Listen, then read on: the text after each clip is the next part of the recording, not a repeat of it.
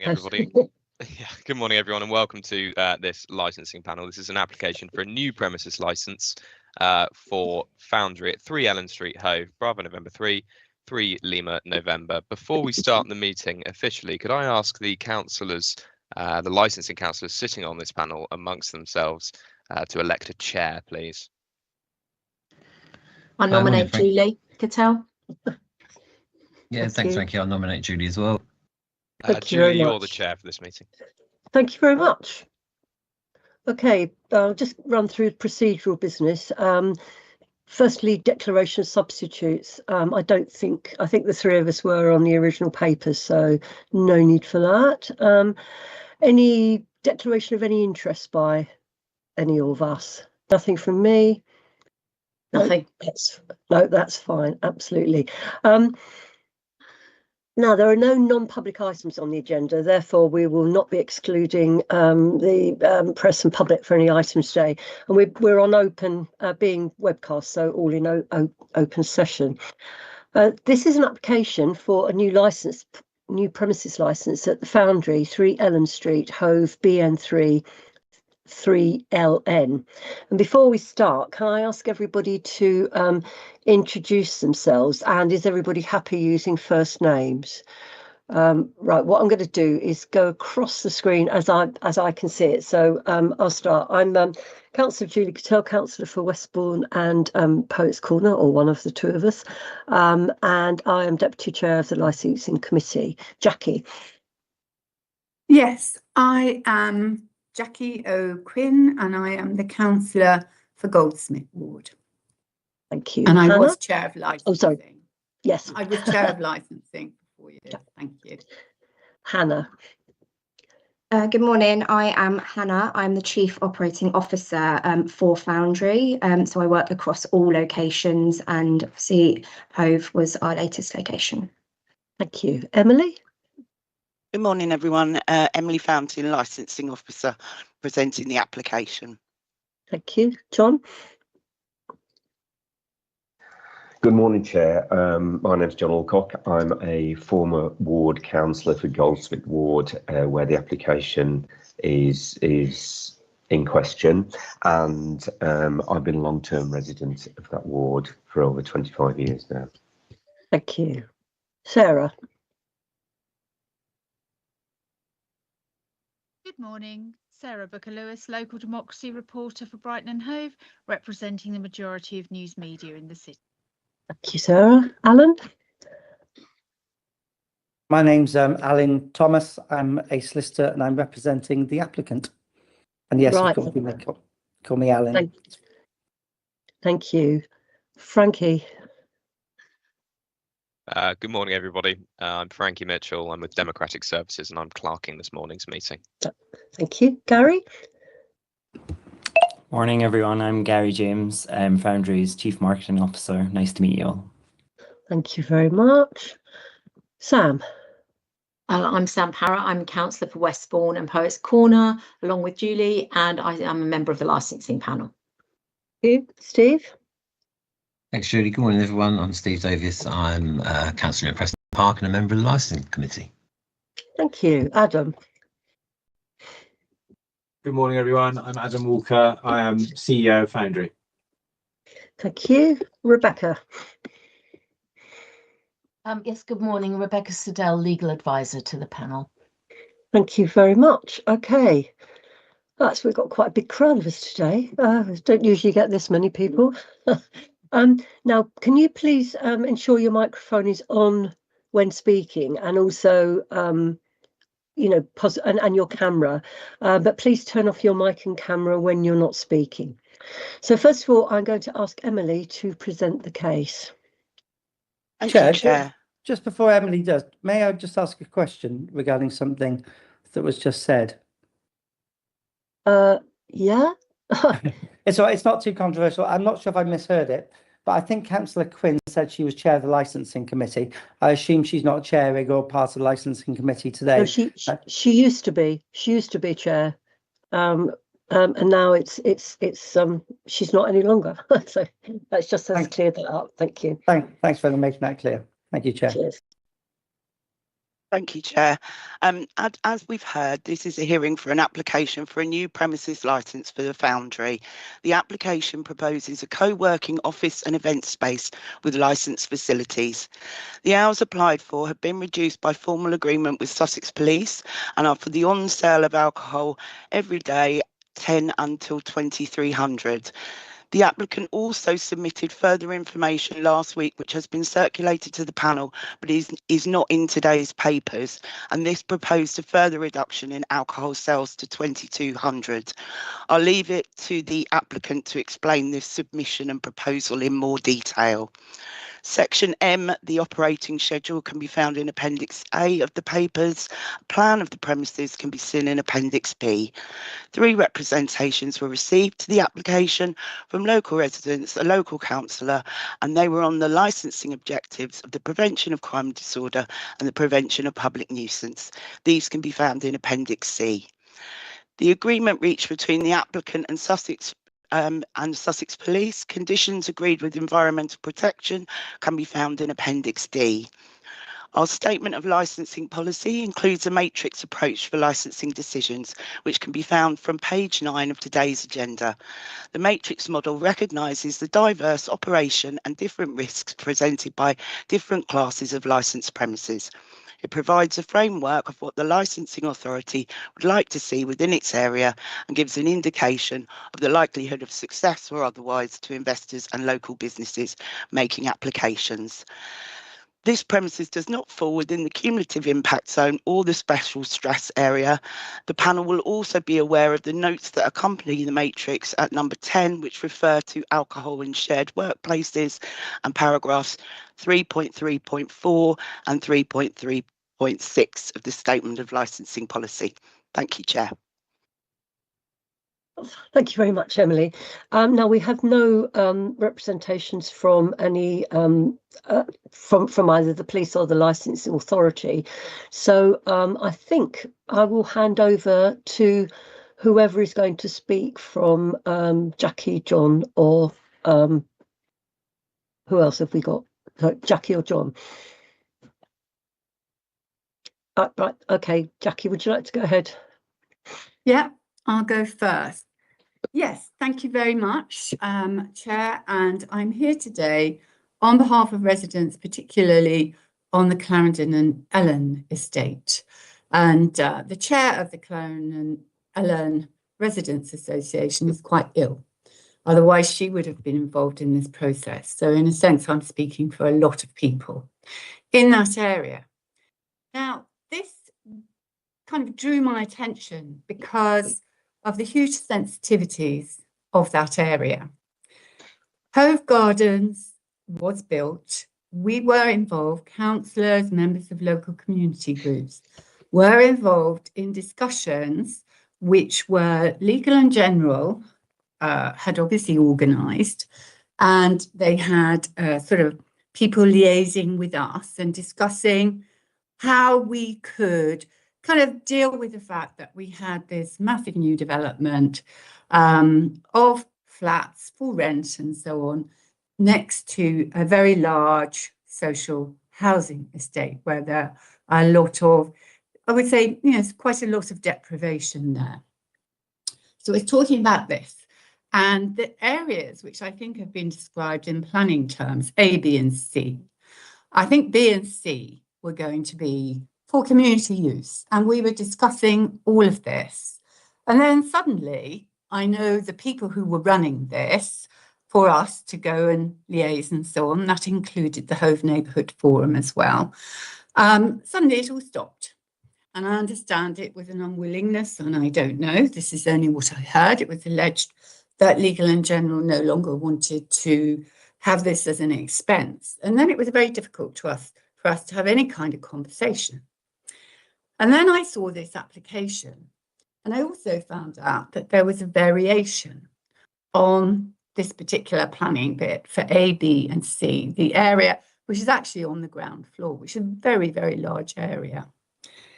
And that was missed because inevitably, as councillors, we do look for sort of, you know, the more major things or in, you know, people's houses, but variations are quite tricky to spot. and exactly what is happening. But in that variation, that was when the Foundry was given 2 areas, A and B, and then C was given to a company that runs the Pilates workshops, and I think there's a techno gym there. And so, you know, I was quite surprised about this, and I did look and see if there was any kind of thought for that local community. They do say in the application that they're only a stone's throw from Hove Station, but they're also only a stone's throw from a very large social housing estate, literally is across the road. And I was concerned that there seemed to be nothing at all for those local people. And that in fact this was a members only, so effectively barring any residents who lived in the local area, because they're extremely unlikely to be going in and hot desking at the Foundry. So I went through this application. We did have a number of these come through when I was chair of licensing, and we had to kind of determine a lot of things.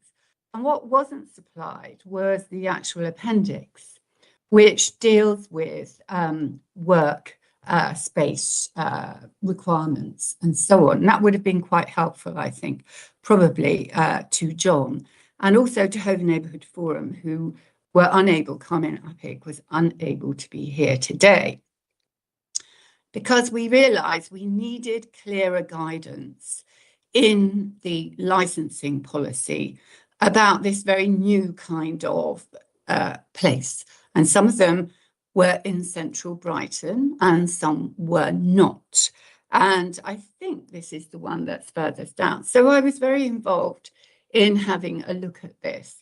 And I can see from the planning that in fact the time for closing of the Foundry was put at 10 o'clock. So I understand that's why Foundry have moved that back to 10 o'clock after originally asking till midnight. That wasn't actually in the planning agreement, the one just made on the variation, which, you know, enabled Foundry to go in. So that's fine. But it's very unclear in this. I find it very difficult to understand how there is a bar, and I think there's, you know, I will be corrected if I'm wrong, very, very large number of meeting rooms. Yeah. And that bar is not available to the residents. I mean, this is a very, very large development, Hove Gardens. It's not available to any of the residents there unless they're hot desking. And I assume then, obviously, they will be allowed in there. But I think the biggest worry for us before that arose was reception. And I see that there's only people on reception from 8 in the morning until 6 p.m. And after that, there is nobody on the reception. So, you know, I will have a chance to ask when the Foundry put forward their case. I will have a chance to ask a lot of questions about how they're running that. But that would be my concern about how is it monitored after 6 p.m. that actually, you know, if there are people hot desking in who are residents of Hove Gardens, then they can bring their friends in who live in the flats as well. So I do have quite a few concerns about this. And my biggest one is what I see, and I would term it as a sort of class division here. There is, you know, this very sort of, you know, rather lovely new building, which is very big, which all the residents locally had to endure all the building of that, all the development of it. I think we've got 5 bicycle stands outside Clarendon House, which are yet to be put there, which is all we have so far for the residents of the estate in terms of that development that they actually have. So, yes, I'm very concerned that something like this has been done. Even when they put in for the license, I think it would have been so helpful to reach out and speak to the local councillors in the ward, and also Hove Neighbourhood Forum, the resident associations at Clarendon and Ellen, the Valence Community Centre. Nobody reached out, and yet I'm quite sure that the Foundry must have realised by looking at the applications that this had originally been intended as a community space for everybody, not just for members. So I have a lot of worries about this. And, as I've said, I'm here very much on behalf of my members. Of the questions that I have, I will actually ask the applicants about the running of it and so on, because obviously they're going to tell us what they're going to do, and I have questions for them. But this is my kind of submission, how very disappointed I am as a local councillor, especially as I was involved in all of this, and how disappointing it was that Legal and General didn't carry on consultation. Moda, who have a very large development, have actually been amazing at consulting with local people, with all the different local groups. And it makes a huge difference to the local community. So I think this is something that actually the Foundry could have done themselves. Thank you very much. That's all I'll say for now. It will be in my questions later. Thank you, Chair. Thanks very much, Jackie. Sam, Steve, are there any questions you'd like to ask Jackie? No, at this point, thank you. Okay, Sam? No, okay, thanks very much. Okay, I'll move on now to John, if you wish to speak, John. Yeah. Thank you, Chair. So I'm going to add some things that Councillor Quinn has talked about and probably echo some of them as well. So, Chair, panel members and officers of the Council, thanks for giving me the opportunity to speak. And I'm here to object to the application for a premises licence for the Foundry in Ellen Street within the Hove Gardens development. And I'm objecting as a resident of Goldsmith Ward myself and as a former ward councillor for the area with a good understanding of the community's concerns and priorities, and still want to represent those concerns and their priorities. And my objections are grounded mainly on two of the key licensing objectives: to prevent public nuisance and the prevention of crime and disorder. And I'm just going to outline my concerns. So first, about the proposed opening hours, the applicant seeks a licence to serve alcohol every day from 10, and now you've informed us that that's going to be so that's from 10 a.m. in the morning to 10 a.m. in the evening. And I think these hours are excessive, particularly in a densely populated residential area, and residents of Hove Gardens, as well as those living in nearby Livingston House and Ellen House, will undoubtedly experience some noise and disruption, especially in the evenings at weekends. Additionally, there's a lack of clarity regarding the management of the outside area, the smoking area, and without clear management plans, the potential for disturbance is significant. And we'll hopefully hear some more from the applicants and be able to ask some questions later on. Second, there's a real absence of mitigation measures. The application fails to provide any details of how the premises will uphold the licensing objectives. There's no mention of noise management strategies or dispersal policies or any plans to prevent nuisance or crime. Given the potential impact on neighbouring residents, this lack of planning is highly concerning. And thirdly, there's no demonstrated local need. There are already 2 public bars and 3 off licences in very close proximity on Goldsmith Villas, and they provide ample provision in the area. There's no clear demand for another alcohol outlet operating until 10, 7 days a week. And I must admit, or call me old-fashioned, I'm somewhat surprised by the desire to mix alcohol consumption with workplace activity in this location. I'd commend the development of the workspace that Foundry is providing which is good. You know, that's good for the area and good for development. But mixing alcohol consumption with people working just sort of seems a little bit odd to me. Finally, and Councillor O'Quinn has talked quite a lot about this, perhaps the most troubling is the change in the intended use of this space during previous public liaison meetings, which I attended many as a councillor, between the developers and local councillors and community stakeholders. This part of the development was designated as a community space intended to benefit all local residents, and particularly those in the Clarendon and Ellen estate. And it's deeply disappointing that this commitment has been reneged upon.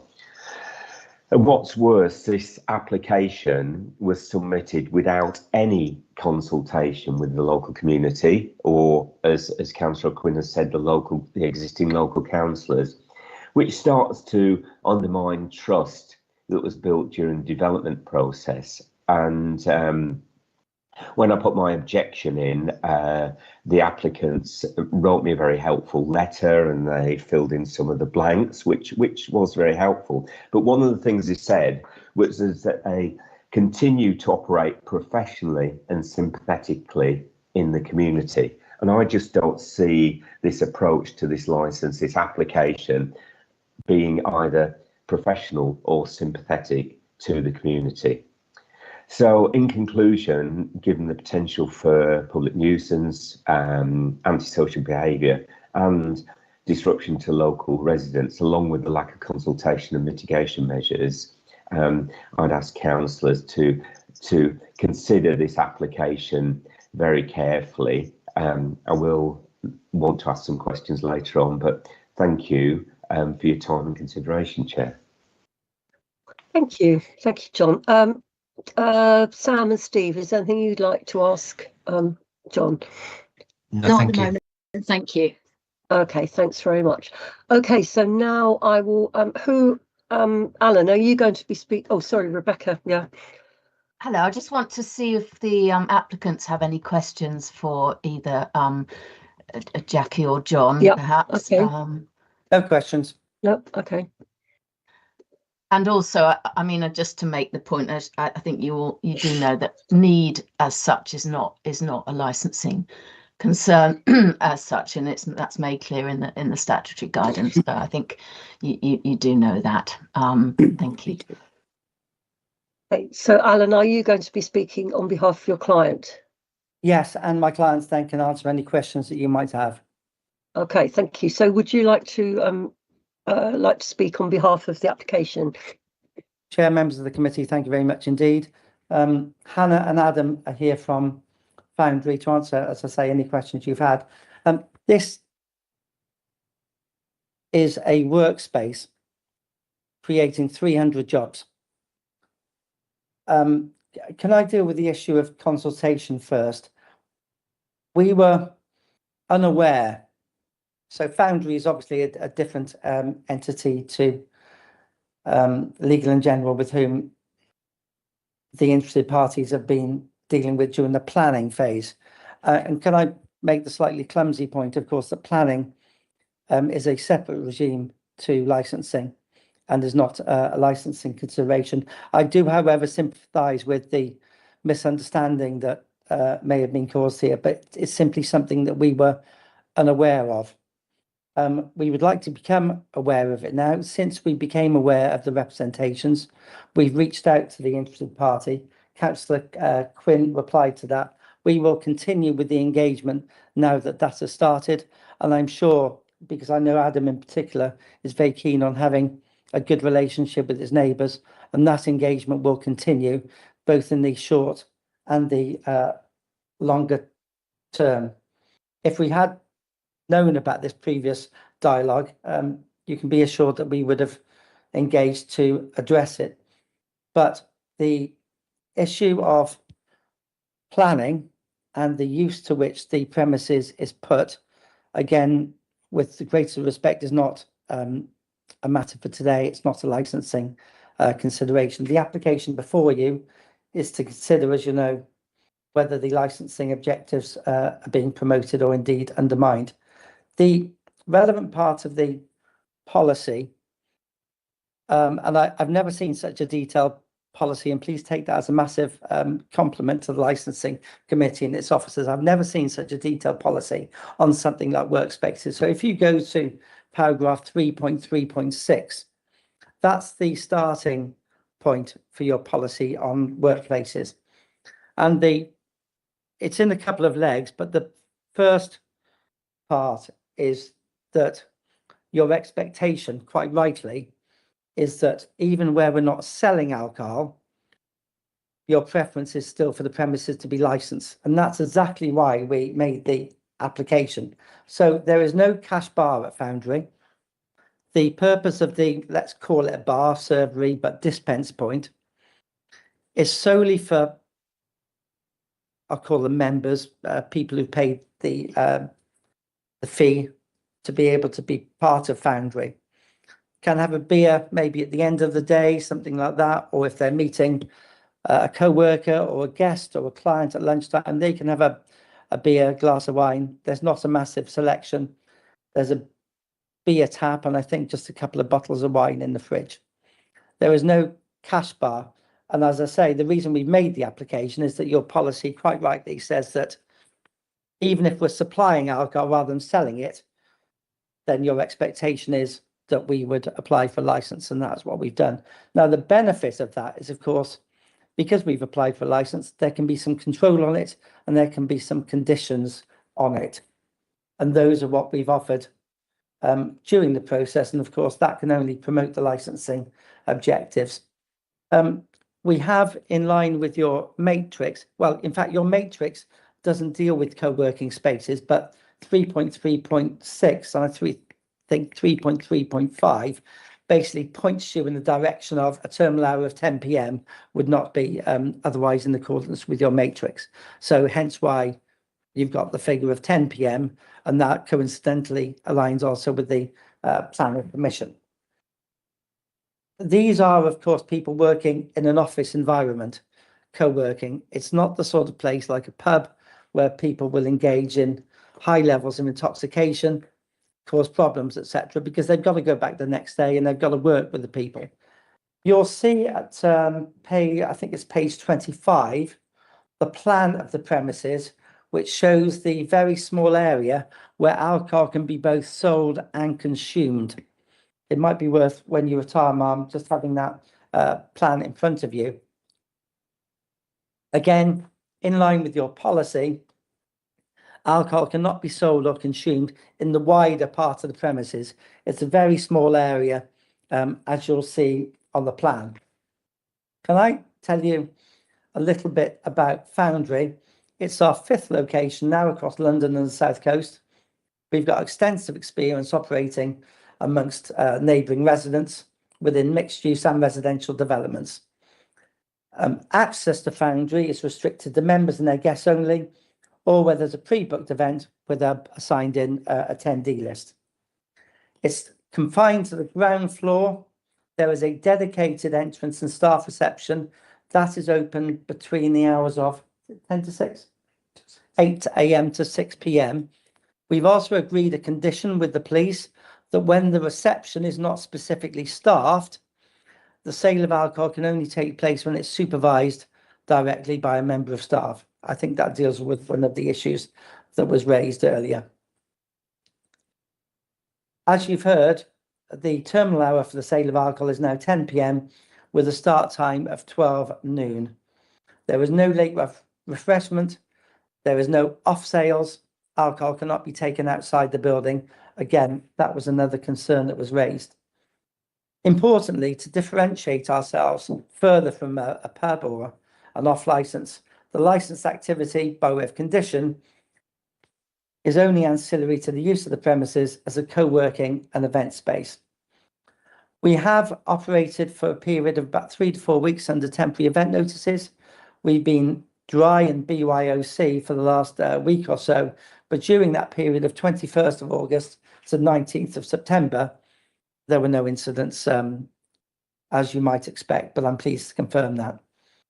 Initial concerns from the police, environmental health have been addressed and their representations have been withdrawn. We have, as soon as we knew what the concerns were, we reached out immediately to the interested parties. And as you'll see, we've had one response from Councillor Quinn, which we will continue. Going back to policy in paragraph 3.36, which is really informative here in terms of what the issues are. What 3.36 also says is that there is no evidence to suggest that local authorities have encountered issues with this type of licence. However, it's important to restrict access to the premises and ensure that the licensed area on the premises is clearly defined in order to prevent consumption of alcohol throughout a large office. And that's exactly what we've done here. That was my reference to the plans earlier. Chair, we would like to, Adam and Hannah might want to, well, they'll certainly answer any questions that you've had that you may have. We want to be a part of the community. If we'd known about these concerns earlier, we would have reached out. We are aware of them now. We have reached out. We will continue to do so and engaged. The point about the discussions with legal and general about it being a community use, as I say, we weren't aware of the detail of that. We've come into the fray much later, but in any event, these are planning considerations and not licensing. And if the concern is that members of the local community cannot access the workspace unless, of course, they paid a subscription fee. I'm not saying we can completely get around that. At the end of the day, we are a private workspace, but I'm sure there can be some conversation about some type of relationship in terms of meeting at least some of those concerns. But Chair, it's not undermine the licensing objectives that local residents cannot access the building. I appreciate that's more of a planning issue, and I appreciate the concern and where it comes from, but it's not a matter for today and the licensing application, although it is something that we are prepared to work with the residents to hopefully find some way that we can be part of the local community. Chair, that's the application as far as I'm concerned. I'm sure you and the interested parties will have some questions. Okay, thanks very much for that, Alan. I'll go to Sam, who has her hand up. Hi, thanks very much for that. I'm very aware that this, that this is licensing committee and the obligations that we are here to have a look at, and the rules within which we can agree or disagree to this application. I'm a little bit confused, which could be me. You said it's not a cash, it's a no cash bar. So how are drinks paid for? Well, they are and they're not. So as your policy recognises, well, let me talk you through it. A sale of alcohol normally is, if you go into a pub or you go into off licence, you buy a drink over the bar. We are not selling drink here. The reason it's a bit of a grey area, and the reason that your policy calls it a supply rather than a sale, and the supply actually isn't a licensable activity in itself. But the reason your policy touches on it, and the reason we've made an application, is where you pay a membership for something, and if you're giving something away, then it could be said or construed that that payment that you're making for membership includes some sort of consideration for the sale of alcohol. So a good example would be you order a takeaway pizza, and the takeaway pizza comes with a bottle of wine. Now, they're not giving you that bottle of wine. It's effectively part of the price of the pizza, and it's an inducement for you to go there. So that it's all wrapped up in the membership fee effectively.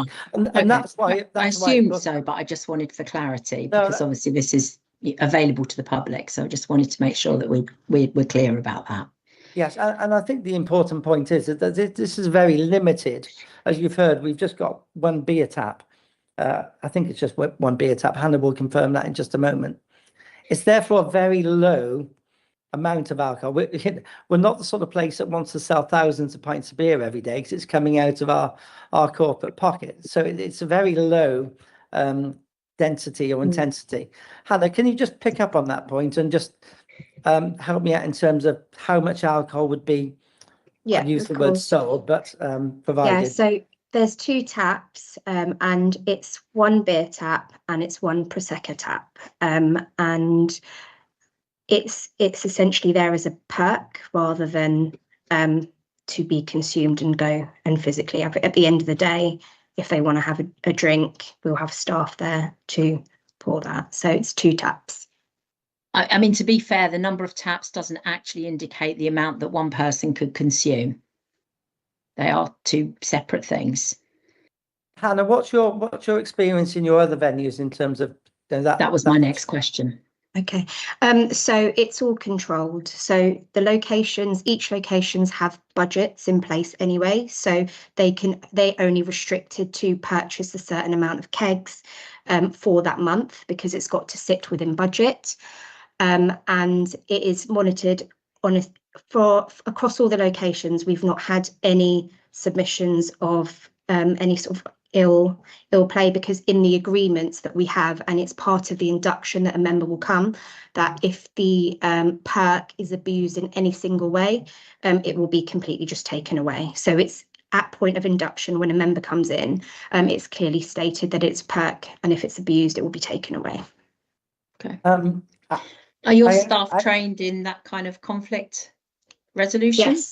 Yes. Right. So we're very close with our teams, and we have essentially a location head that will go round, and we're very close team. So okay. The other question I just wanted to raise, and thank you very much for that, that clarifies that. The other question then I wanted to raise is, I mean, I hear what you're saying about we weren't aware of the issues around community engagement, and if we'd known, we would have been. I guess there's just a part of me thinking that given your location, you know, I guess I'm slightly surprised that it wouldn't have been part of your marketing strategy and part of your community engagement, you know, to engage with your communities regardless of this application. I guess I'm just, you know, I guess I'm echoing what Councillor Quinn said, which is that it feels a real shame that, you know, at some point as an organisation, you haven't reached out to a wider community. That's really just an observation, I guess, more. Thank you. Thank you. Do you want to respond to that, Alan? Or I don't know if Gary wants to, but can I just answer one point that was made earlier, just regarding the amount of alcohol?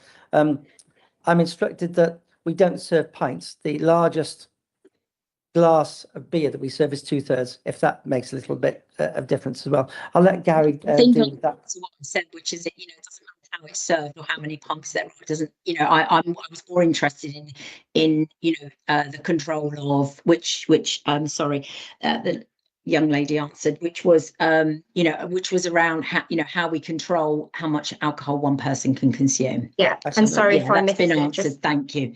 Okay, just to add stuff if I missed it, but the taps are on, they're locked as well, so they'll come on at 4 until 6, so they're locked away, and we've got a special key lock, so it's not like you can just, you know, we've got the license from 10 till, but you can't access it the whole day. There's a member of staff. So your point on the amount that's consumed is controlled by the guys on the ground. All right, thank you. Okay, thank you. So Gary, would you like to come back? Yeah, sure. So as part of our initial outreach, we try to create different partnerships. What we focus on is, because we're not, in my eyes, a pub, we are a business community. We want to engage with as much of the business community as possible. So that's anything from partnerships with the local Chamber of Commerce to different kind of networking and business focus groups. We do specifically engage with the residents of Hove Gardens upstairs in advance, educating them of what's coming to Foundry and how they can benefit from what's coming to Foundry. And we do have a wider kind of partnerships with local businesses, from local pubs to restaurants to different business services, where our members can benefit and add value to the wider business community in Hove. Thank you. Are you do you want to ask any more questions, Sam? Is that you done now? Okay, Steve. Yeah, thanks, Julie. I suppose my question is for Hannah. A couple of technical questions. You said beer and prosecco, so obviously you're stating there's no spirits or cocktails or anything like that. Okay.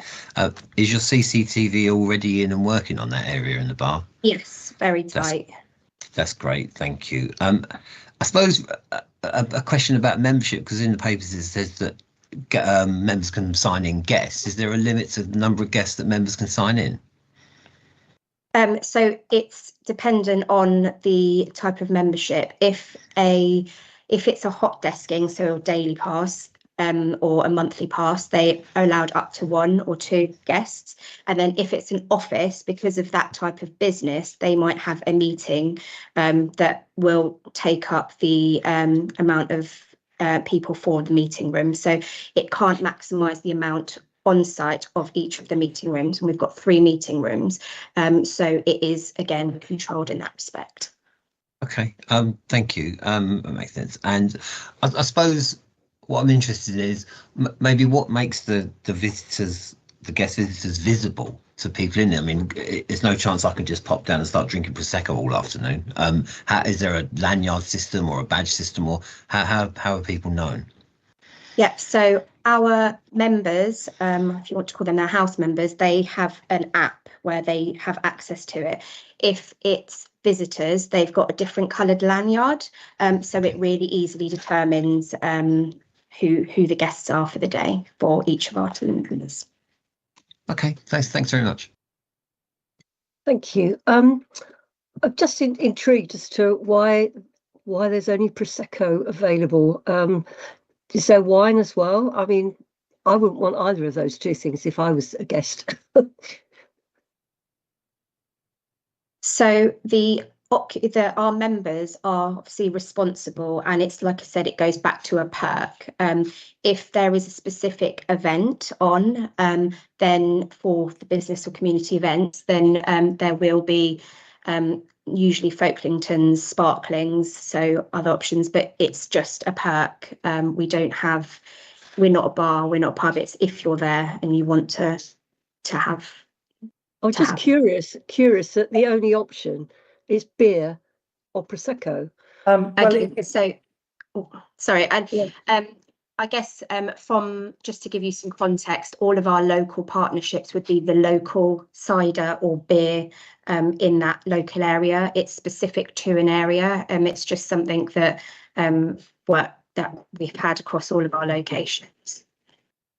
Still not. I just still find it odd.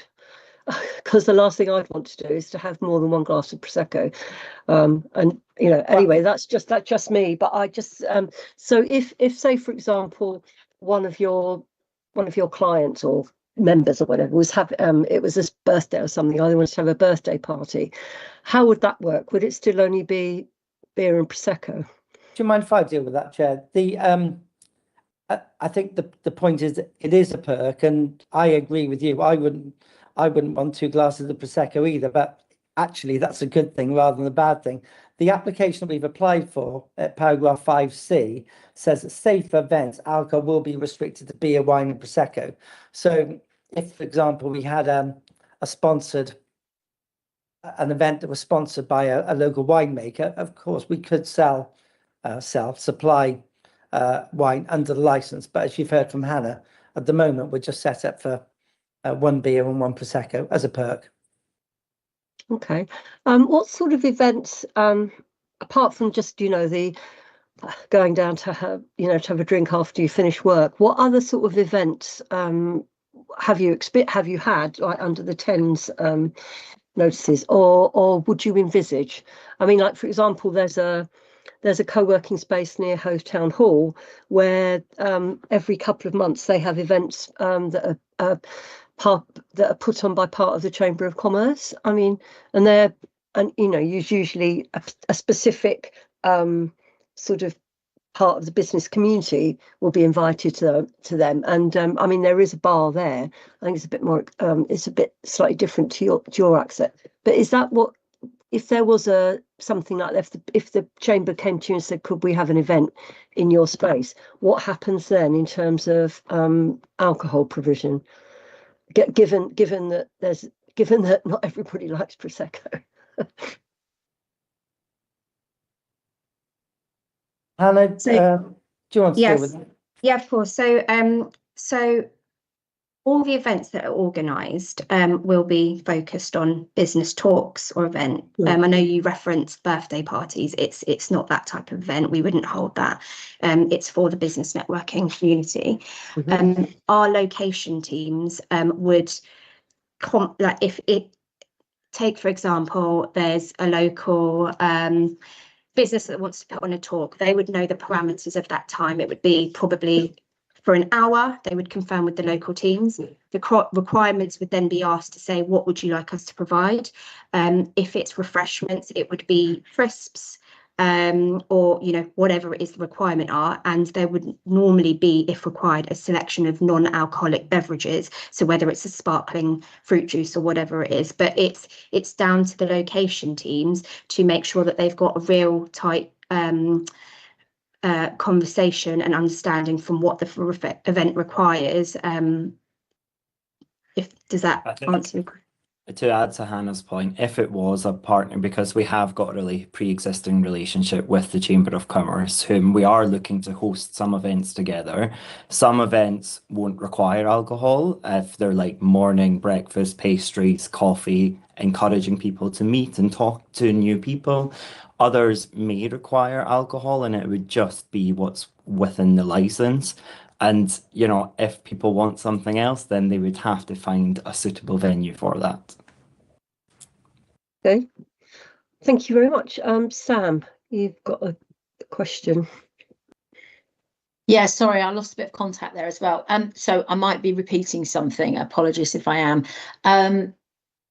I'm a little bit confused because in Alan's presentation submission, he said that there were bottles of wine available as well as the taps. So I just want to clarify that, because now it is being presented as there's two taps, one which has beer and one which has Prosecco. Is there wine available as well? And if so, is that locked, and how is that monitored and controlled? I did say that, Chair, Councillor Parrott. That was my mistake. I'm sorry. I had it in my head. I don't know where it came from. There is no wine. The license allows for wine, but there is no intention to supply wine at the moment. I'm so sorry. That was no. my Okay, I just wanted to clarify that. Thank you. Well spotted. Unmute. There we go. Jackie and John, is there any questions you'd like to ask? Jackie? Yeah, thank you very much, Chair. Yes, there are a number of questions I want to ask. And yes, I did receive an email letter from the Foundry, but basically I saw that as them saying they were just changing the times and blah, blah, blah. It wasn't, I didn't see it as an invitation for further discussion. I just saw it as, that perhaps they were hoping that I would then withdraw my objection. But I said that I felt that this needed a public airing, which it does, because it's quite a large working space. Now, there are a number of things, because there is an appendix to the licensing policy, which goes through all of this about shared workspace and its statement of licensing policy and its appendix A, and there's a whole section on shared workspace. And, so there is quite a bit more there than is actually in the policy itself. And so it's quite useful. And those were the kind of points that we decided needed to go in there. Now, one of the first things I want to know is, what is the capacity of the main space? Where you were saying it's not a bar. It's quite difficult, this. Things are on tap, but it's very controlled. And I don't understand why you want a license from the morning until sort of, 10 at night, if the taps are only available from 4 to 6 p.m. for, your members. I don't understand that at all. Are you expecting events in the morning where people are going to come and drink? So I'd like some clarification about that, because it's just a bit bizarre. It's not clear at the moment. And so what is the capacity? What is the capacity? Hannah, do you want to, I think there are 3 questions there. The first question is the area that we've restricted the licensed area to, which I think is at page 25. Hannah, can you give an approximate capacity for sort of normal day-to-day use and if we were having events?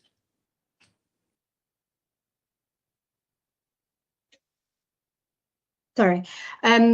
Yes, so the event space that we have that has to be booked in advance with our operational team is about 30 to 40 people maximum. So that's the event space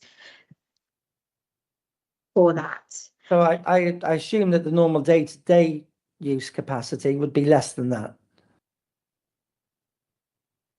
Sorry, could you repeat that? If the maximum capacity of that space is 40 for events, I assume the normal day-to-day use when people are just having a drink at the end of the day or having a meeting or something like that would be less than that maximum capacity for events. Yes, because of the size, we wouldn't be able to. That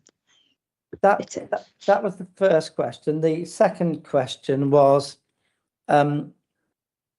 if the taps are only on normally from 4 to 6, when might otherwise they be open, for example, either at, say, lunchtime or later in the evening? I assume later in the evening or perhaps even at lunchtime would be for events, would it? Or is there some other type of flex you're seeking there? Yeah, so it would only be for events. There might be a breakfast networking event. Of course, the taps are locked away and shut off. They wouldn't be serving that. But it is specific, as Gary said, to the event type. And then the last question, which I think is something I can answer rather than Hannah, Chair and Councillor O'Quinn, it was in relation to the appendix that refers to shared workspace and specifically the conditions. Yes, we have had regard to that. Those the model conditions were the basis upon our discussion with environmental health and the police, and we've accepted some of them. Some of them aren't relevant, and some of them are addressed in other ways. But yes, we've seen them and we've had regard to them, and some of them indeed have been included in our operating schedule. Thank you. Yes, I still don't know what the actual capacity of that space is. You're telling me the number of people. I just want to know how many people can fit in that space. Because normally you have to let the fire authority know and so on. I just want to know how many people can fit in that space. Doesn't matter. I think the evidence. It's seated or standing in that space. Obviously, if we're having an event, I think the evidence was approximately 40. Yeah, that's not quite the same thing, but never mind. Yeah, because normally we will ask what is the capacity in a space, and it is, what has been deemed usually by the fire authority, what is the capacity of that space. So you're saying 30 to 40, and that's fine. And I'm assuming that the 30 to 40, because we're now getting onto a bit of the sort of appendix here and some of the concerns we had about this, because you're not a cafe bar, and I didn't know that there were your other places where they did sell, where they had alcohol. They had Prosecco on tap and they had alcohol or beer. Bromley doesn't have alcohol and Eastbourne doesn't have alcohol, but the other ones I know did have alcohol. But with this, let me sort of get my thoughts in order a bit here. With these events, are you supplying the alcohol for them, or are people supplying their own alcohol? Who is supplying the alcohol?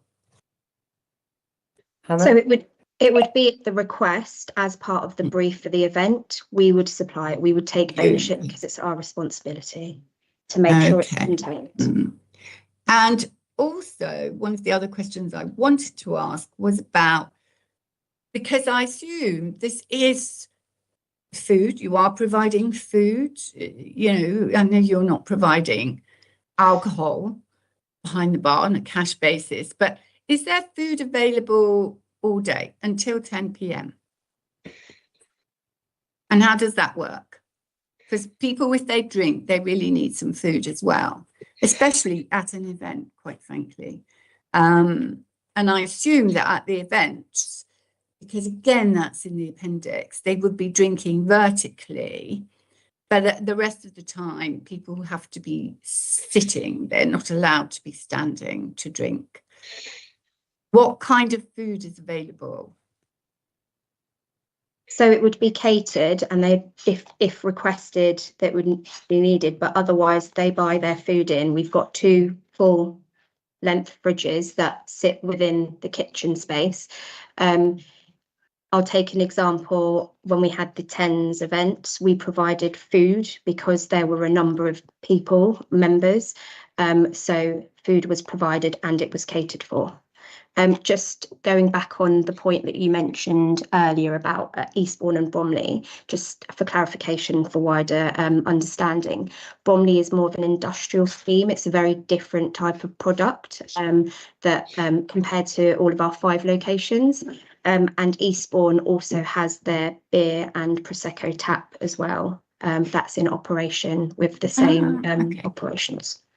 Okay, didn't say that. Yes, so, but what about food the rest of the time? I don't understand exactly what you're providing, how it's paid for. So if I was a member and I come in and I want to have a drink, so but it's locked at lunchtime. I can't have a drink at lunchtime because it's locked. Okay, so I can't have a drink, but I can buy some food from you. I can buy some food, or do I have to bring my own food in? No, everyone brings their own food in. It's where it works. Food that we would provide as if we are offering catering as part of an event that is happening day to day. We don't operate a kitchen and we don't provide food. Okay, so between 4 and 6, when you unlock these taps, you're still not providing any food. No. You're still not offering any food. And yet, in our licensing terms, because I don't quite know what to call you now, because you're not really a cafe. I'm assuming you do. No. Do you provide tea and coffee? Tea and coffee is included for members, yeah. So there's in the kitchen area, there's 2 coffee machines and tea is available, yeah. Right, but it's not right. So it's not a service you do. No, I've saw there's that not there was a kitchen. barista. So you go and make your own effectively. Go and make your own. But so you can have a drink of tap and you can sit down and you can drink it, but there's no food available from you, the foundry, if you're just an ordinary member. Correct, yes. Correct. So there is no food available, because normally we insist on that kind of situation that food is available for people because they're drinking. I think if you look at all our cafes and so on, we do insist that food is always available if there's alcohol. So I'm trying to understand your setup, Alan, which is that's all right. different to others. So Well, hence a lot of questions about it. Because what I'm worried about is if people are drinking without food at the end, maybe towards the end of their working day, you know, and you're saying they can only have so many, just, you know, I'm trying to work out what kind of model you are working on. Well, I think that's the thing. We're not a cafe. That's why your officers haven't put us directly in the matrix, because we are something a bit different and something a bit special. This is very low intensity use. I mean, some members, of course, will have brought they can bring their own food in, and of course we have catered when the taps are open after 6 p.m. This is generally for events, and those events are catered with food. So it's only that slot between 4 and 6 when it's the end of day beer or glass of Prosecco or get to meet your co-workers where there wouldn't be food available. I think that's correct, isn't it, Hannah? Correct. Yeah. But that's different to the other workspaces that there are in the city, and that's what I'm trying to get at, because I know in the others there is a cafe and there is food available and so on, having done quite a lot of those. So I am surprised about that. But I'm surprised that you don't really sell any food, because why did you ask for a late refreshment? Was that for events and that you were providing the food for late events? But Right. the original Okay. the original application was beyond 11 p.m. So therefore, late night refreshment would be Yeah. required. That's now Yeah. been withdrawn from the application. Yes, no, I understand that. But what I'm trying to get at is that that food is always brought in by you. You provide the food for events. Okay. Yes. So one of the other things I wanted to ask about was, you talked about that you had discussed it with your own community, with the people who are resident in Hove Gardens, all of this and how they can benefit. And can you just explain to me how can they benefit from this unless they're a member? Sorry, Alan.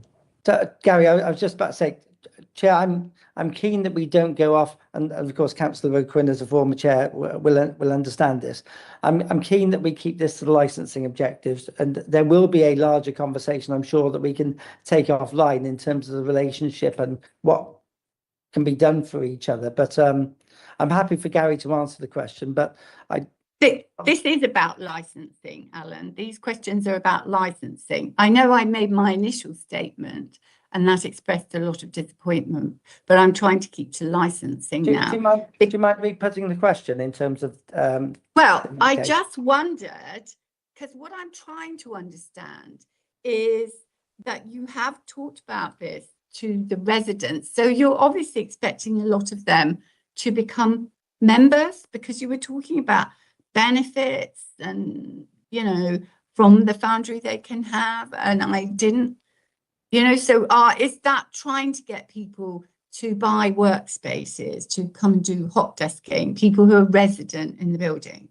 I'm trying to understand where because you've obviously got a wider community, but is this also aimed at getting people in Hove Gardens to be a part of this? That's what I'm just asking. I'll let Gary pick it up. Of course, they can apply for membership, but Chair, I do question again whether this is relevant to the licensing objective. But Gary, please answer the question in terms of the who can apply, etc.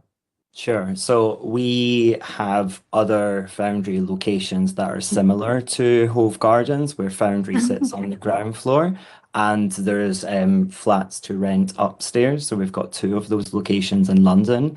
What we've seen is 2 to 3% of residents sign up as to become a Foundry member. Because we have a relationship with the landlord, we did engagement. We held events for Hove Gardens residents prior to opening. One was to just show them what's coming and reassure them that something interesting and something valuable was coming to the ground floor, because there was a lot of concern around it's a big empty 20,000 square feet space, and we wanted to give them reassurance that we are a good operator and we've got a good track record of 4 other locations. And yes, if you are interested in using it, then there's some benefits to them residents using it. And so, sorry, Jackie, can I just come in here? Yeah, I think I might be wrong, but I think what you're talking about is the wider community, not just the flats around there. And I'm just guessing that that's what you were, what you were commenting on. And I'm thinking that might be straying outside of this panel. I'm just trying to find out that if you've got members who are there, then they can bring guests in, and so therefore they would be able to there, because I can see why you held these meetings, because it is quite odd to have a place in a building.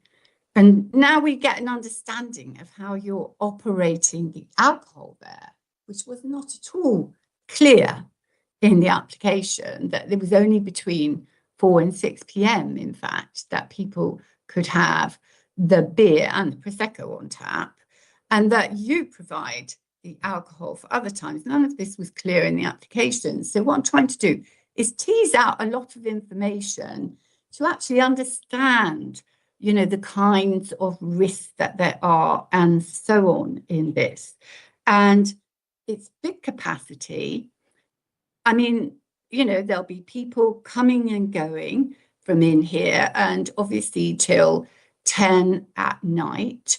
We're hoping, or I'm hoping, that those people won't get inebriated when they're in there, because this isn't a great area, as I'm sure you are well aware, as you come down those steps from Hove Station. So there are concerns, obviously, because there's nowhere in this particular area, once you leave the sort of Hove Station area and you come down the steps, there's nowhere else around here that sells alcohol.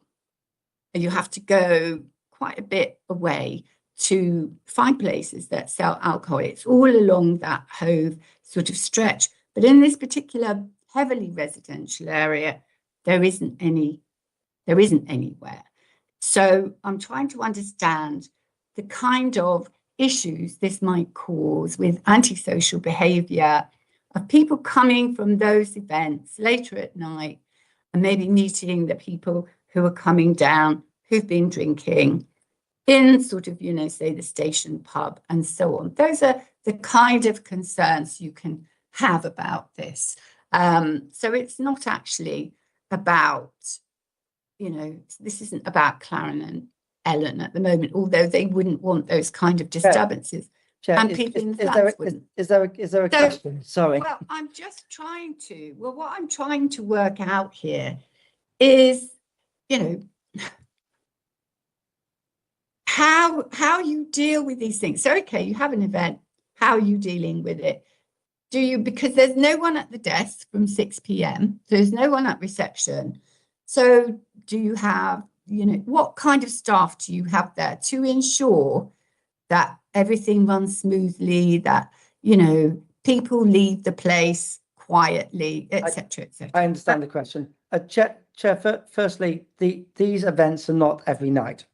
Secondly, No. You've heard the description of the type of events, TED Talks, similar, etc. And you've heard what the maximum capacity is likely to be, 30 to 40. So I think the only remaining question was, how do we deal with that in terms of having somebody on the door with a clipboard or electronic version? Gary or Hannah, is that something that you can deal with? Yeah, so the events will be a rarity, and when we do have events, they will be staffed. They'll not be remotely operated or self-operated. We will have Foundry staff on site.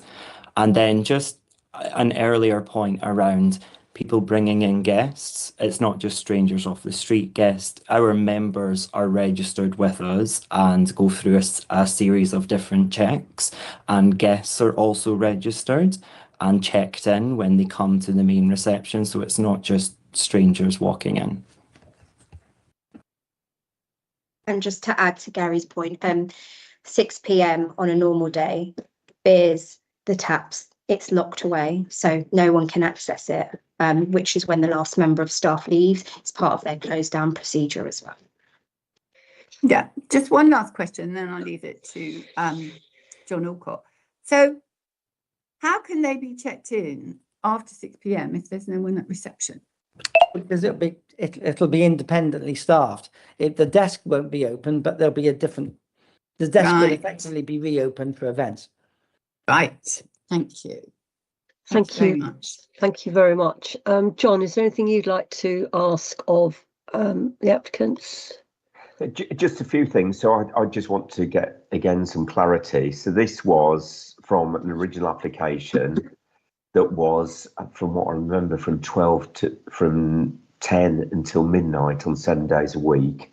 And now what appears to be in front of the panel is an application really from what it says from 10 till 12, but it's for a Prosecco tap and a beer tap that only pours into 2/3 of a pint of beer from 4 till 6 p.m, except on very rare occasions, according to Gary, when you're going to have events until 10, and that's going to be staffed. So I'm kind of thinking, why wasn't the original application at that level, rather than the sort of old level? So I'm just wondering whether this is just the question is this the thin end of the wedge when we move on perhaps further, and the panel will need to listen to another application.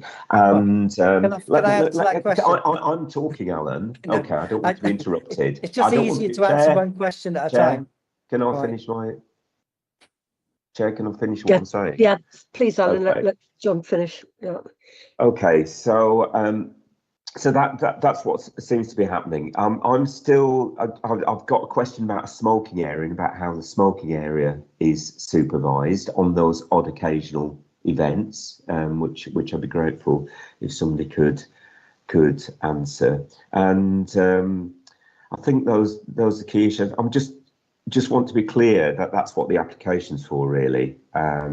So it's 4 till 6, except for when there's occasional events.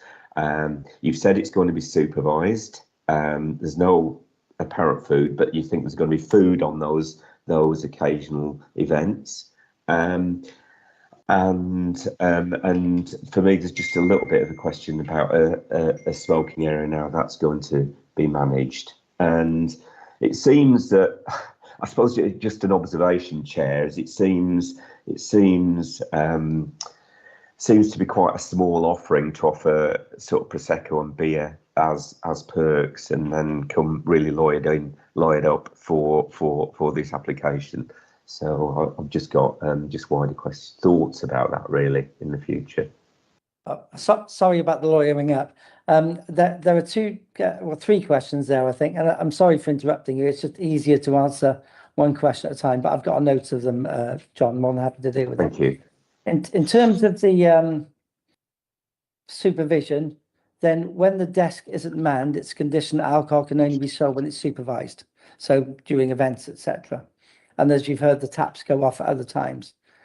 The other question was, 2 other questions. I'll come back to smoking.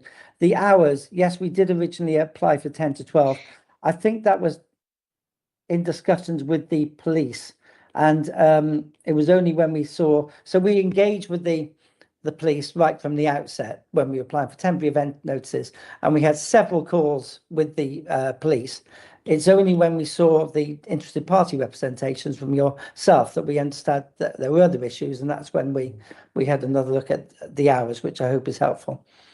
In terms of smoking, can I ask Hannah that question? Of course, we're only talking not quite a handful of people, but not hundreds of people. But Hannah, is there a smoking area, and if so, where is it?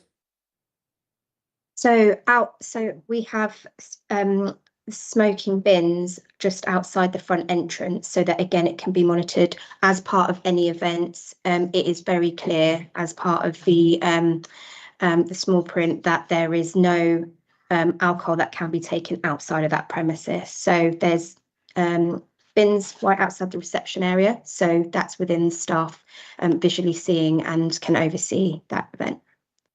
There's also don't have a smoking terrace. There's no smoking terrace. I know there was mentions earlier in the call about smoking terrace. There's not, that doesn't sit within the ground floor of our space. And there is also a condition dealing with signage for smokers as well.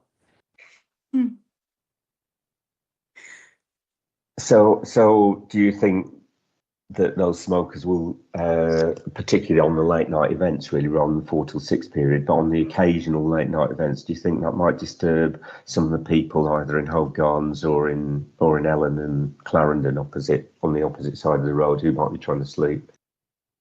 I think the answer to that is no, particularly because of the frequency of the events and also the timing.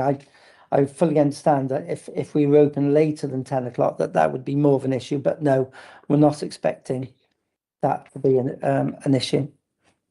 Do you think you can put a number on the maximum of the occasional events that might occur over an annual basis? I think I can't say it didn't cross my mind, John, because of course it did. I think it's difficult because We just don't know at the moment. It's not going to be every night, but I would prefer not to put a number on it, particularly because of the capacity of the events that we're talking about. Okay, I'll finish, Chair, now.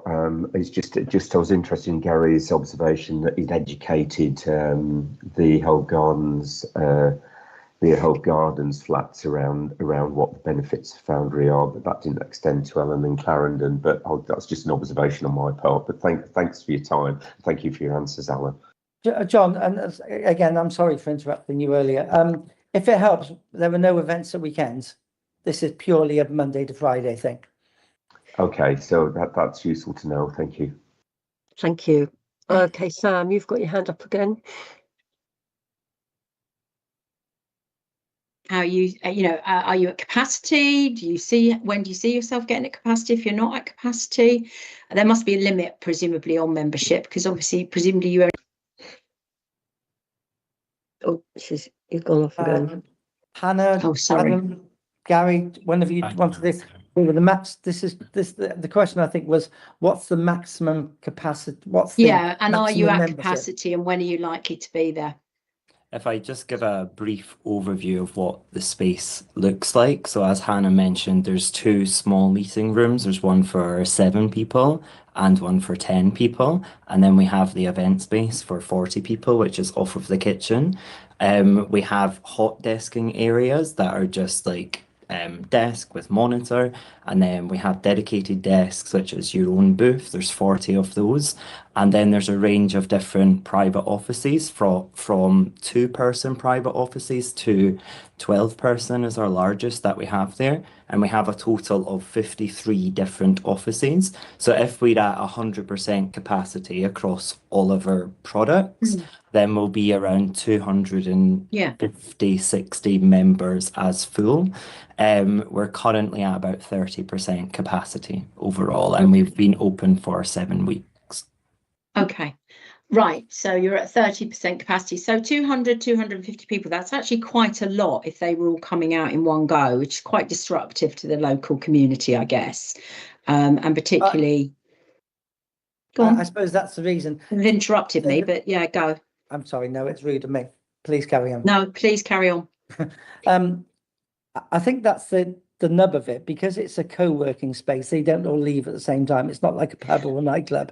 I'm aware of that. I'm just talking about capacity, which is what I asked the question. I think that was what Councillor Quinn was trying to ascertain, was what is the capacity of this venue as well? Because obviously there is disruption here to people's lives. And, I have to say that the overall application feels like it's been put together in a way that actually hasn't really thought about the community or its broader context. And, that is concerning. And I'm hearing, we thought about that now. But, I am concerned about the fact that this really hasn't been thought through. It doesn't feel like it's been thought through in the context of the wider community and the impact that might have. And as Councillor Quinn rightly said, if this was any other venue, these kind of issues would be being raised and would have to have been thought through more carefully, I think.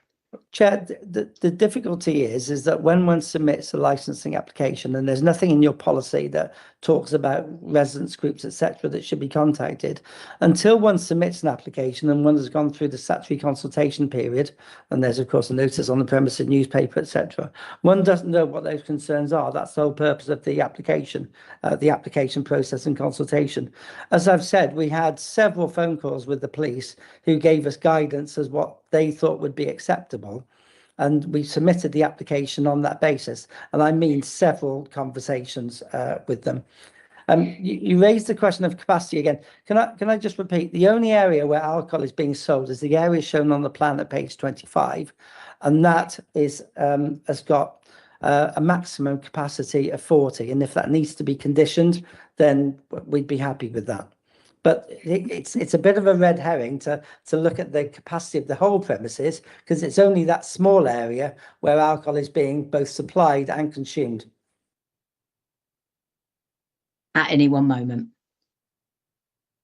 At any one moment or at all. Mm. You can't drink elsewhere within the building. Rebecca. Well, just to say, I think that is a fair point. I think that you're looking at the licensed area applied for, really. And I think, you know, obviously I understand and appreciate the concerns about the community and everything, but you've got to look at this application as it's applied for, and you know, that's more of a planning issue. And you know, I don't know what's happened there, but it's not really a licensing issue. So I think if you could just bear that in mind. Thank you for that, Rebecca. Jackie. Yeah, I did just want to have a question here. I seem to remember in our planning policy there was quite a lot of talk about engaging with the community. You know, the sort of the various authorities, but also with the local community. So it is actually there in our licensing policy. But what I wanted to say was that regarding these events, which I suspect will not be a rarity in the long term, I would perhaps ask the panel to consider putting in a condition, and I accept that some of them are breakfast, that there is always food at those events where there is alcohol being served, because, you know, you can't go around your guests saying, well, you're only allowed 2 glasses of that because that's coming out of our tap and eats into our profits. You're going to be, you know, alcohol is going to be available. You would hope that people don't drink too much, but I would request that food is always available at those events. And okay, it has to be provided by the foundry, but I actually think that that is quite important. And just to reiterate the point that is in our licensing policies quite clearly about liaising with communities. Thank you very much, Julie. Thank you. Thank you. Can I just say, Alan, would you, on behalf of your client, would you be willing to accept a condition about events?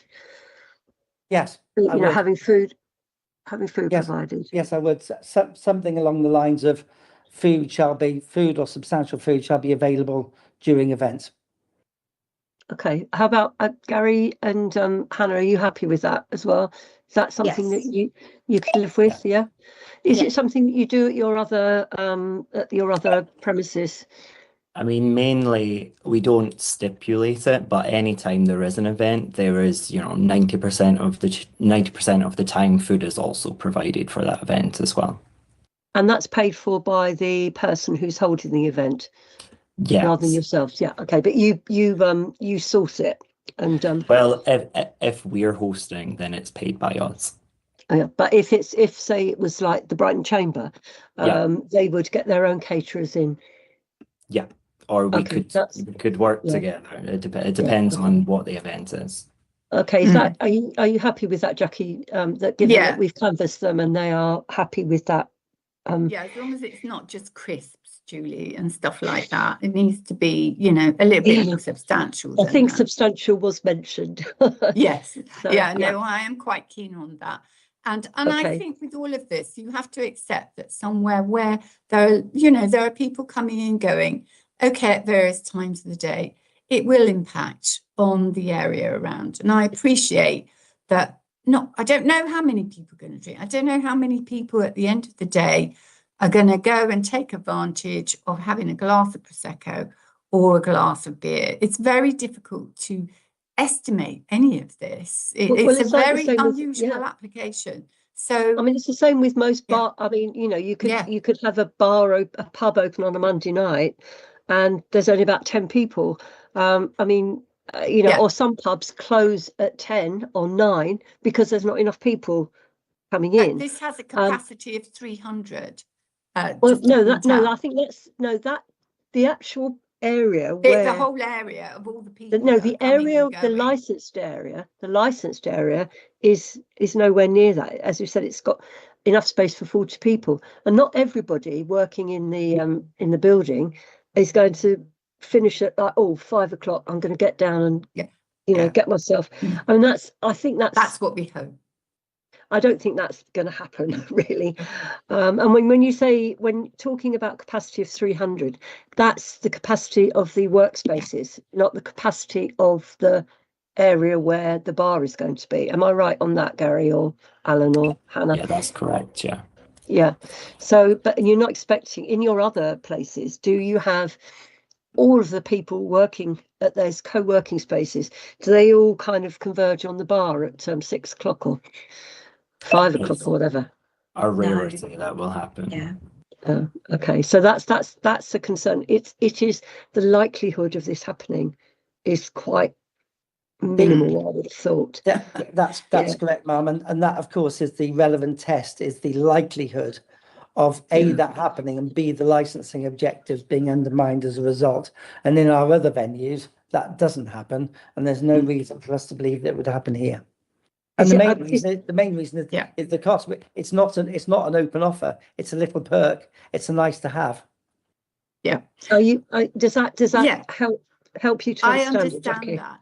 But knowing people, looking at inclusive holidays and things where people know that it's part of their package, they usually like to take advantage of it. That's all. Not necessarily, yeah. It's I mean, not you might- free, is it? They pay No, for I mean, it. the thing is, you might say, "Oh, it's Thursday. Let's go and have a glass of something." Yeah. But I can't imagine everybody wants to do it every day of the I'm- week, and it's I'm only not 5 worried days. about You know, yeah. So It's one of right, those okay. things. Time will tell, Julie. I think we need to move on now to summing up. Alan, are you going to sum up? I would normally Yeah. go last, Chair, as the applicant. Yeah, that's if true. that Yes, would be I'm okay. just asking you if I'm ready. you've got your okay. Emily, would you like to sum up? Thank you, Chair. As we've heard, this is an application for a new premises licence for the Foundry, 3 Ellen Street, Hove. You've heard from all the parties present. Licensing guidance states that in determining the application with a view to promoting the licensing objectives in the overall interest of the local community, the licensing authority must give appropriate weight to the steps that are appropriate to promote the licensing objectives. The representations, including supporting information presented by all parties, the licensing guidance and its own statement of licensing policy.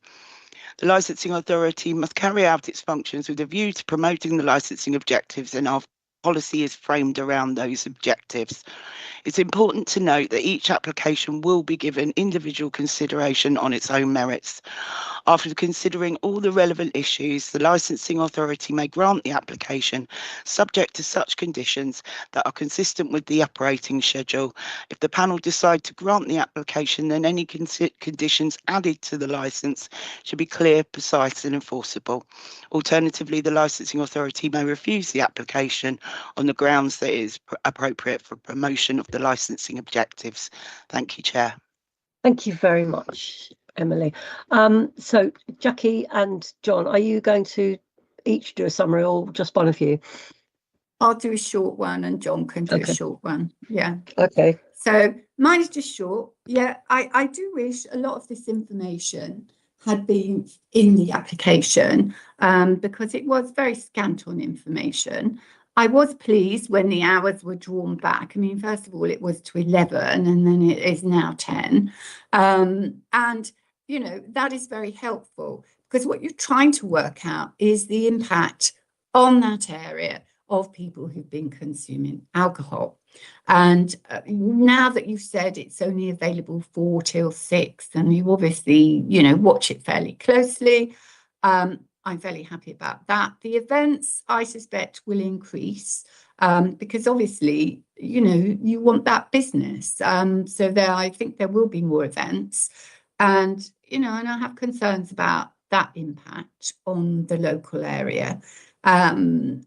So I do hope that there is a genuine desire to speak to local councillors and so on about how to engage the local community. I know the Hove Neighbourhood Forum is very keen to do this, and they represent thousands of people in the local area.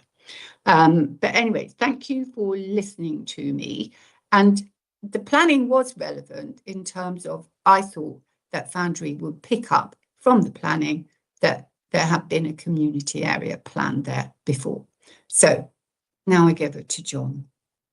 I'll be brief, Chair. I'm glad that the hours have been reduced. I think it would have been good to go through that process and be clear in at the outset. So repeating really what Councillor O'Quinn has said then. So it seems to me that the hours are from 4 till 6, with up till 10 occasionally for events with food. But the panel will need to consider that and whether they think there needs to be any restrictions about that. Personally, I don't know why you need alcohol there at all. Really, a free cup of coffee or a cup of tea in a workspace would seem appropriate, but you seem intent on that and feel it's needed. And yeah, the moral of the story is talk to your real community and consult with your real community either side of the road, and that's very important for us all to remember when we want to make changes or do things within our environments. So thanks for listening and answering some of the questions, and thanks for your time, councillors, as well, listening to me. Thank you. Thank you very much. Oh, sorry, am I still on? Whoops, no, I'm not on mute. Right, we don't have any of the responsible authorities. So, Alan, would you like to sum up or pass over to one of your colleagues? Chair, I'd be happy to sum up, and I will be equally brief. And thank you for the input of the local councillors and representatives as well. It's always good to understand and hear these things. I would respectfully disagree that planning and what's happened before in terms of that community use point is a consideration. What's really helpful in your policy, and I sincerely mean that, is paragraph 3.3.6, which I've never seen a policy like this in any of the policies I've read throughout the country, and it's incredibly helpful. And what it effectively says is this, is that there is no suggestion or evidence from any local authority have considered, have found any issues with this type of operation. And I ask you to bear that in mind. In addition to this, this is a small and defined area within the premises. You've heard about the maximum likely capacity during events, and probably less than that during day-to-day use. We've offered a condition in terms of events, and this essentially is a very modest and a very well-controlled use, and nothing like a pub, nightclub or anything else like that. We, of course, will continue with the conversation, but we ask you to consider this under both your licensing policy and the licensing objectives, considering the modest hours, the modest use, and also the modest area where alcohol is both sold and consumed. Remembering, of course, that this is a belts and braces application where really we're not selling alcohol at all. It's a policy, even though supply is not a licensed activity. It's something which we're happy to apply for, and I'm sure you're happy to, well, I hope you're happy to grant, but obviously with appropriate conditions which will promote the licensing objectives. I don't think there's anything else to add from our point of view, Chair. But thank you very much for your long and detailed consideration of the application. Thank you very much. And now I'll hand over to Rebecca for her closing comments, if she has any. Well, I don't really think I've got too much to add. You need to look at this on the basis of the licensing objectives. I mean, planning isn't relevant here, but obviously in terms of the relevant representations that have been made as well, and there's all the submissions today. And unless you've got any questions of me, I don't think I've got anything else to add. No, I think we can close the meeting down. No, Jackie, you've got a question. Just one last, because I thought the application was for 7 days a week, but Alan said it's only Monday to Friday, and I just wanted to check that. That's all. No, we won't generally do events at weekends. I'm not saying we would. I don't think we can say we'll never do an event at weekend in perpetuity, but the intention is not to have events at weekend. The co-working space will be open at weekends. Thank you. Okay, well, if that's the last word, I think we can now bid you goodbye, and And the panel, Rebecca and Francis, we will be going back into our other room to deliberate, and hopefully you will get a decision within 7 days or earlier, Rebecca, depending on how busy you are. 5 working yeah. days, I think, is the We've regulations. got quite a lot of panels coming up. I mean, I've got 2 next week, one on Monday and one on Tuesday. It's a big, there's a lot of stuff going on at the moment, so which means Rebecca's very busy. Anyway, thanks everybody, and cheerio. Thank you. Thank you. Thank you very much. Thank you. Bye.